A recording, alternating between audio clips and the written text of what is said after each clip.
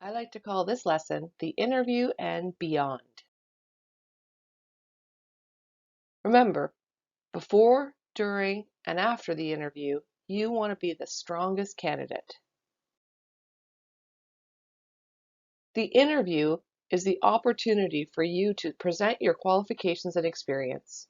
Remember, they're going to be assessing your personality, your interpersonal skills, your communication skills, and how you will fit with the rest of their team. But the interview is also a chance that's going to give you an opportunity to see the potential workplace, a place that you might be spending 8 to 10 hours a day, 5 days a week. So the first thing I would suggest is during the interview process, look around and listen to their corporate culture. For instance, what do you think of the office space? What are people wearing? How do they talk to one another when they pass each other in the hall or sitting at their desks? What's the vibe of the place? Do you hear people laughing? Do you hear silence? It's a personal decision here, but do all of these things make you feel comfortable? And does this look and feel like a space that you want to be spending the majority of your time? Because again, you're going to be spending more time at work than you spend anywhere else. So, how does it look and feel to you? Do you get a good sense that this is a happy place that you're going to be? At the end of the interview, it's your turn to ask a few questions. And this is really important that you actually bring questions to the interview. Now, you want to be careful here. You don't want to bring questions that are obviously on their website, for instance, or just pull out questions that you could have learned somewhere else, because that's going to show that you didn't do your homework.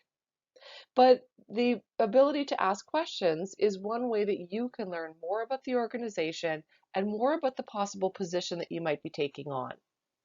And I always say it's better to ask at least a few questions because let's say you get two job offers. One where you've had the opportunity to ask lots of questions and look around while you were there.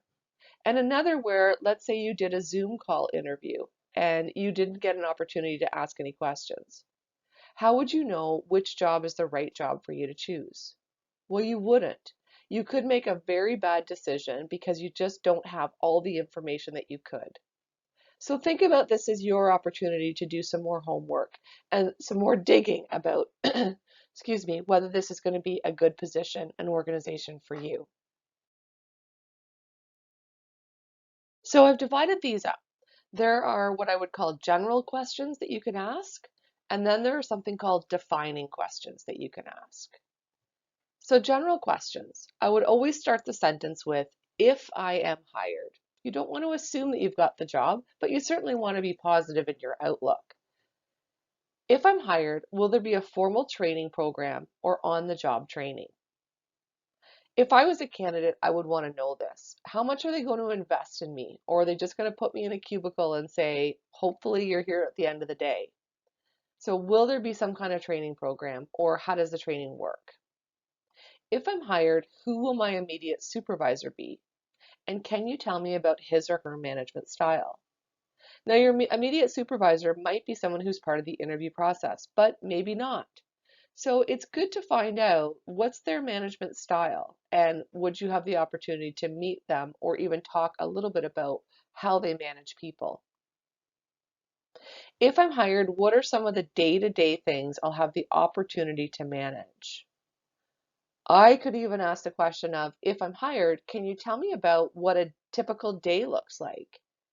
It's good to have an opportunity to really investigate, what am I going to be doing on a day-to-day basis here?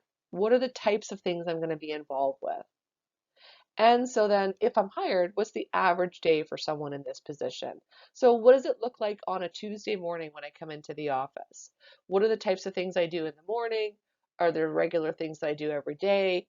Is every day different? And again, does this appeal to you? This is an individual decision, but gathering information here is important. Okay, let's get to these deeper or defining questions. Why is this position open? What happened to the previous person in this position? And how long has this position been open? So a couple of reasons why I think you should ask this question. First of all, why is this position open? Is it a new position, for instance, which would show some growth within the organization? Or was the last person fired? Well, that would give you an indication that they certainly are looking for something very particular, and you probably want to find out why this person was fired. If this previous position is open because the person was, let's say, promoted, that's positive. So if the previous person was promoted to a higher position, that's a good thing. It shows that they invest in their people and they move them up through the organization. The question of how long has this been open is going to speak to you how quickly do they want to hire. So if this position's been open for, let's say, 6 months, they're probably pretty desperate to get somebody in there and doing the job. But if it's only been open for a couple of weeks and they've just started interviews, it could be a long time before you hear back from them. It could be a long interview process. So that question will just give you some indication of how quickly are they going to make a decision. I think an important defining question is what are you looking for this position to accomplish in the next 3 months, 6 months, or year? That's typically going to be your probationary period. So you might be on probation for 3 months, for 6 months, maybe even for the first year. It's good to know what types of things do they expect you to accomplish in that time period, and for you to really consider, is that realistic? Will I be able to accomplish those types of things while I'm just starting out in this job? And then how does this position fit into the overall objectives or goals of the company? So overall, how important is this position? How does it move the company forward in terms of their overall goals? By them answering this, they'll give you a good sense of how important is this job to them? How critical is it to their strategic plan, for instance, and to their overall goals?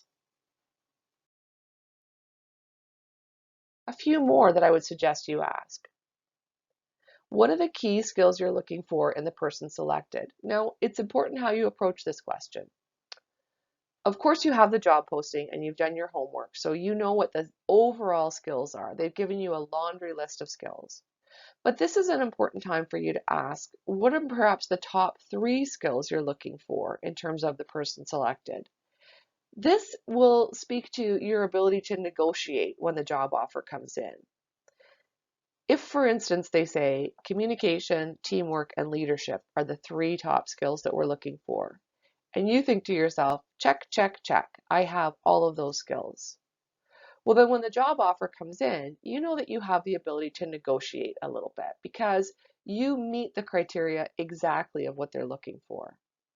However, let's say they tell you that their communication, teamwork, and leadership, and you have great teamwork and great communication, but leadership, you might be a bit soft on that.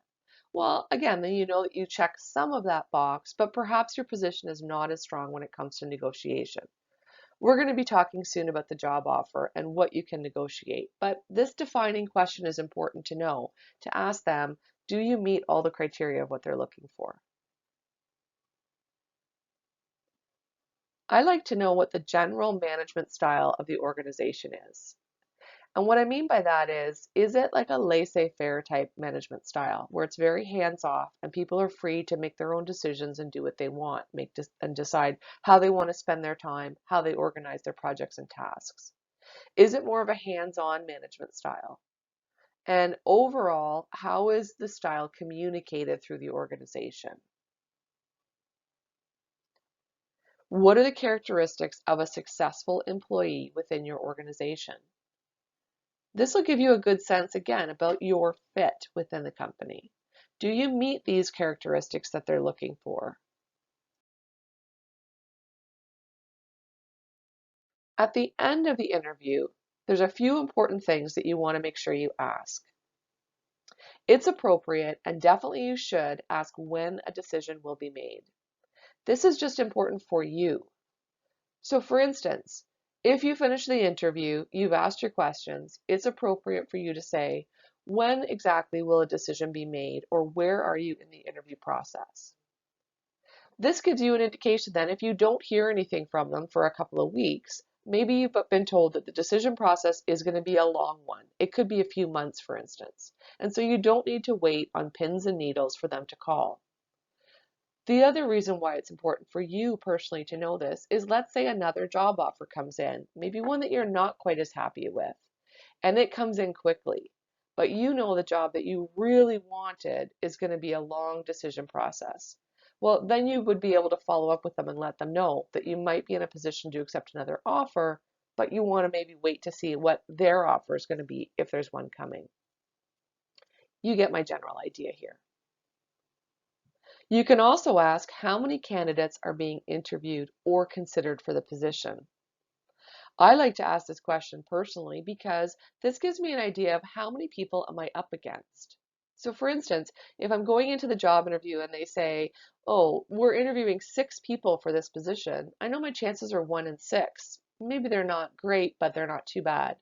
Versus if they say, we're interviewing 3 people for this position, wow, I have a pretty good chance of landing this job. Or we're interviewing 30 people for this position, then it could be a bit tougher. At the end of the interview, make sure you collect business cards or contact details from everyone involved. So that might be harder if it's a virtual interview, but certainly ask for emails or ask for contact information for everybody that was involved in that interview process. So every person that you spoke to. You want to be able to send a thank you email immediately after the interview. And the only way to do that is to make sure you have everybody's contact details. So immediately, within 24 hours of the interview, send a thank you email to everyone involved. This does a couple of important things. It definitely reinforces your interest in the job and the company. It reinforces that you are polite and respectful of their time and effort that they took to interview you. And you can include anything you forgot to mention. Or if you were driving home and you think, oh my God, I can't believe I answered the question that way. I can't believe I forgot that important star story.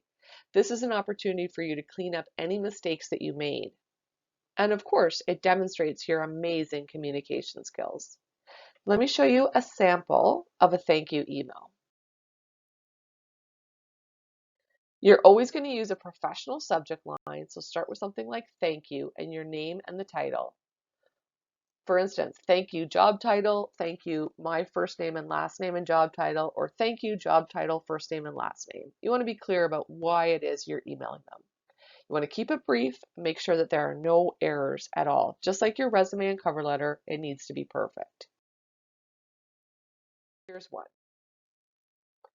The subject line is thank you, Assistant Operations Manager interview. And it's dear whoever's name it is, make sure you can personalize it. I enjoyed speaking with you today about the Assistant Operations Manager position at the Smith Logistics Company. The job seems to be an excellent match for my skills and interests. The creative approach to inventory sourcing that you described confirmed my desire to work with you.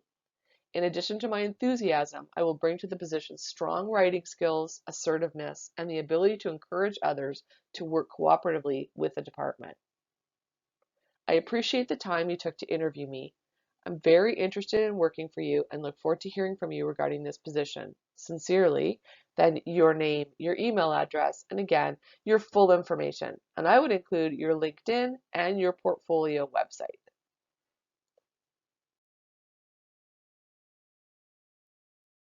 Just a few thank you don'ts. Don't stalk your interviewers. Send one thank you. And if you really are desperately to find out how you did in the interview and you're hoping that the decision is favorable, you could send one other follow-up 1 week later, but then that's it. Don't continue to email or call them or text them. Just send the one email and then wait. Again, hopefully you've asked the question, when will a decision be made? So you know what their timeline is. Don't ever be too casual in your email. Although I'm a huge fan of smiley faces, as you've probably already noticed, we don't want to have those in our thank you email. This is a very formal email, similar to our cover letter. It's a very formal letter. So we leave out any of our favorite emojis. And then of course, don't send anything that's misspelled or grammatically incorrect. It can cost you the job. I know in my experience, I interviewed someone who had a beautiful cover letter and resume, but they certainly struggled a little bit in terms of their grammar during the interview. So I was a bit concerned about how were their grammatical skills in terms of their everyday writing. I didn't really have any way to find this out. So I was thinking though that perhaps they were just misusing some words throughout the interview, but everything would be fine once they got the job. But I was concerned that maybe someone had helped them out with their cover letter and resume and that this was an issue. Well, guess what? They sent a thank you email full of spelling and grammatical mistakes, and they lost the job. As soon as I got the email, I thought, well, of course, somebody helped them with their cover letter, helped proof their resume for them, but when they're actually emailing me themselves, there's lots of mistakes. So it cost them the job in that case. That's just one example, but I know it's happened many times before. So again, similar to your cover letter, don't rush this out. You are sending it out within 24 hours, but take your time. Make sure that you are proofing it and there's no spelling or grammar mistakes. Finally, one last piece I want to leave you with. If at the end of the interview or a few weeks later, you find out that you were unsuccessful, so you receive a call or an email telling you that they've decided to go with another candidate. I know this is a disappointing time because I'm sure you really wanted that job, but here's an opportunity for you. If you are prepared to be open-minded, you can learn a lot by following up on an unsuccessful interview. In my experience, less than 10% of the people would return back to me and ask me for feedback, but those that did got honest and clear feedback about how they could improve for next time. So here's what I would do. Return to the person that you've interviewed with and ask them for their honest feedback and be clear that you're asking so that you can learn for next time. You're not there to challenge their decision. So I would say something like, I'm sorry to hear that I was not the candidate of your choice, but I do want to work for your organization in the future. So is there anything that I could have done differently, or was there anything that was missing, any gaps, then anything that you could provide to me that will help me do better for next time when I interview with your organization or with another organization? I've had candidates who call me and ask for this feedback. And sometimes it's as straightforward as they were missing a key component in terms of their qualifications. So something very straightforward. I would tell them, for instance, I had a case where I had two candidates that both did an amazing job in the interview. But when we stacked them up in our point system, the one candidate was missing a few credentials, fairly minor things, some professional development that they could go and get. And unfortunately, that left them a few points shy of the other candidate. When that candidate called and asked me for feedback, I let them know I was really impressed with them at the interview. They did a great job with their stories, and I felt that they provided proof that they had all the skills that we needed. But they were lacking in some professional development. The other candidate had gone above and beyond to get things like their WMIS training, their first aid training, and a lot of other things that I felt that this candidate could probably do that would really set them apart for next time. Well, that person went and got those things because they wanted to reapply to our organization. And you know what? In the end, they were successful. Had they not called back and asked for that feedback, they would have wandered away wondering, what did I do wrong? I have no idea. And they probably would not have reapplied for a position within our company because they wouldn't have had the clear direction about here's what you need to do for next time. So ask for ways that you can improve. Ask them how you fell short. And again, be open-minded and listen to any constructive criticism that they provide to you. It takes a bit of courage to do this. Again, like I said, in my experience, less than 10% of candidates do it. But you can learn a lot from an unsuccessful interview. Good luck.